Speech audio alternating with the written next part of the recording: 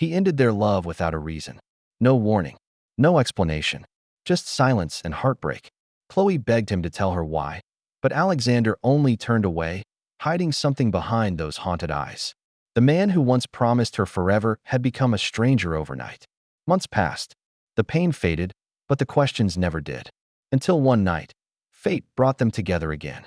He was weaker now, distant, like a shadow of who he used to be.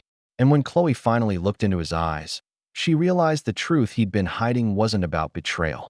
It was something far deeper, something no human heart should have to bear. And what he confessed next would change everything she believed about love, life, and destiny. The rain had been falling for hours, soaking the quiet streets of New Haven when Chloe Bennett's world shattered. She stood in the doorway of Alexander Harlow's penthouse, mascara streaked by tears, watching the man she loved refuse to meet her eyes. "You're ending this? After everything?" she whispered, her voice trembling. Alexander's jaw tightened, his back still turned. "It's over, Chloe. We were a mistake." Those words cut deeper than any blade. Only a week ago, they'd been laughing, making plans, trips, a house, maybe a family.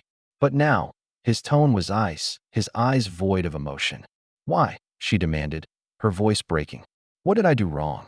He swallowed hard. "You didn't do anything. That's the problem."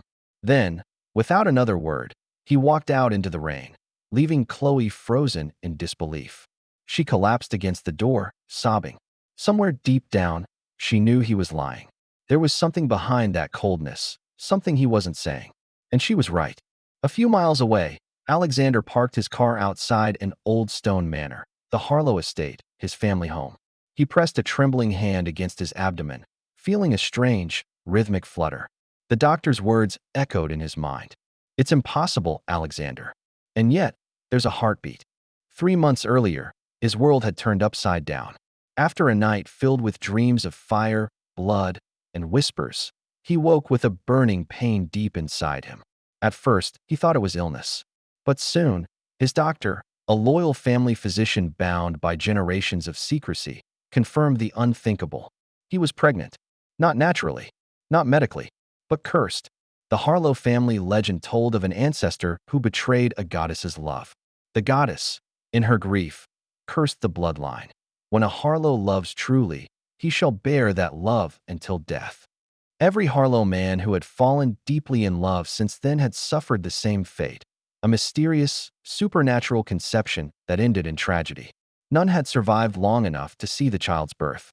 Alexander had hoped the curse was myth. Until now. He loved Chloe, deeply, purely. She was the first light in his life of inherited privilege and loneliness. And now, because he loved her, he was dying. He'd seen what the curse did. He'd found his father's journals, the records of generations past, all describing the same horror. The curse would grow inside him until it consumed his strength, taking his life when the child was born. So he did the only thing he could. He pushed her away.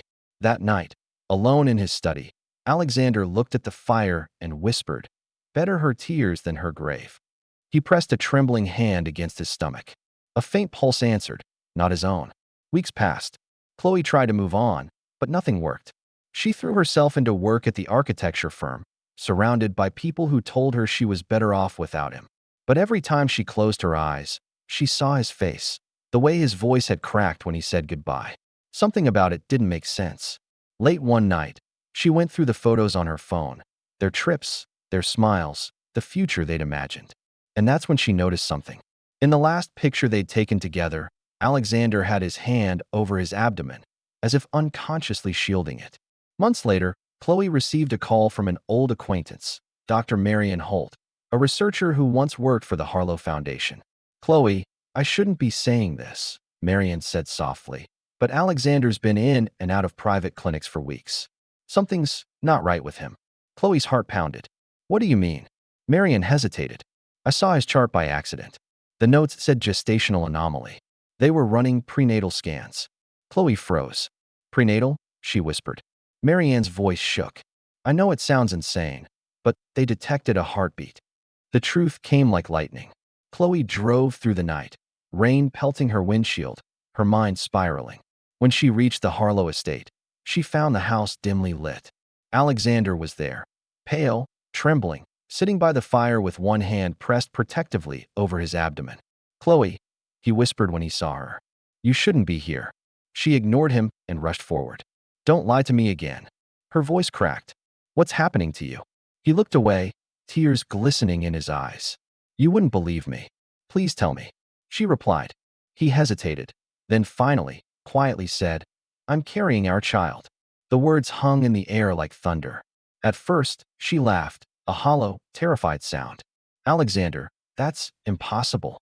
"I know," he whispered, "but it's real." She saw the pain in his eyes, the trembling in his hands, and suddenly, she knew it was true.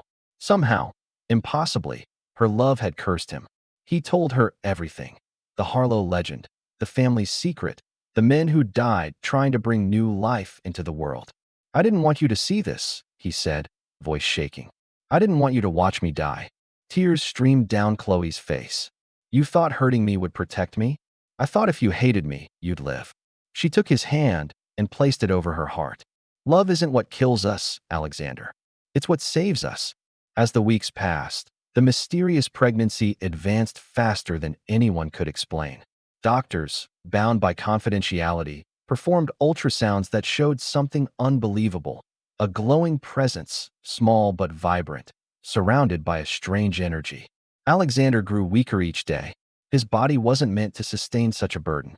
But Chloe never left his side. She read to him, cooked for him, and slept in the chair beside his bed. Every night, when the pain grew unbearable, he'd whisper, "Promise me you'll remember me." And every night, she'd answer, "I'll remember us." By the 8th month, doctors warned him his body couldn't hold on much longer. Chloe begged them to do something, anything. Dr. Patel, the lead physician, looked grave. "It's not about risk anymore, Ms. Bennett. It's about possibility. A natural birth isn't just dangerous, it's impossible. The only way is through an emergency surgical extraction." Chloe squeezed Alexander's hand. "Then do it. Save him. Save them both." The night of the procedure, lightning cracked across the sky. Chloe stood outside the operating room, tears in her eyes, clutching the silver locket Alexander had once given her. Inside, doctors worked in tense silence. The monitors beeped steadily, then faltered, then rose again. The strange glow pulsing from Alexander's abdomen filled the room with soft golden light. Dr. Patel gasped. It's alive." Moments later, a sound broke through, the cry of a newborn. The impossible had happened. Chloe covered her mouth, sobbing. But then, silence followed. No heartbeat on the monitor. "Alexander," she whispered through the glass. For what felt like eternity, the doctors worked. And then, faint but steady, the beeping returned. He was alive. When Chloe walked into the room, Alexander was pale but breathing. A nurse placed the small, swaddled infant in his arms. The baby opened his eyes, a perfect mix of them both. Alexander looked at Chloe, tears streaming down his cheeks. "I thought I'd never see this moment." "You weren't meant to," she whispered, smiling through tears. "You changed fate." The old curse had demanded death for love, but love had rewritten it. The goddess's punishment could not withstand the force of two hearts willing to sacrifice everything for each other. The curse was broken. The morning sunlight filtered through the window of a cozy farmhouse on the edge of Vermont. Laughter filled the air, the laughter of a child chasing a golden retriever through the yard. Chloe stood in the kitchen, making pancakes, while Alexander, now healthy and strong, lifted their son into his arms. "Daddy up," the boy giggled. Alexander smiled, then met Chloe's eyes. "Every time I look at him, I still can't believe it." Chloe walked over, resting a hand on his chest. "Miracles don't always come from heaven," she said softly. "Sometimes they come from heartbreak." He kissed her forehead. "Then I'd break 1,000 times if it brought us here." She laughed, brushing a tear away. "No more curses." "No," he said, smiling as their son ran between them. "Just love." Sometimes, love demands the greatest sacrifices.